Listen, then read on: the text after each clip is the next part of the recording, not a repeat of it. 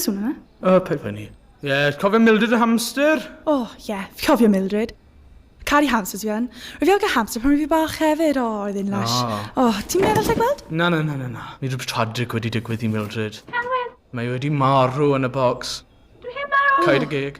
A mae'r ysgol colled i fi. Sioc enfawr! Roedd Mildred yn bywyd enfawr. Dwi'n siŵr fi gallu clywed rhywbeth yn dod o bocs. Na.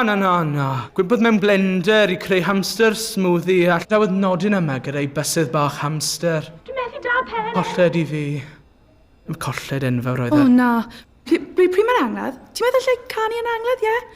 Am y hamster? Wel, ond ni ddim moyn i chi canu yn yr angladd, ond os ydych chi'n mynnu, ys ti'n mynnu. Iawn, diolch. Dwi ddim angen angladd Dora.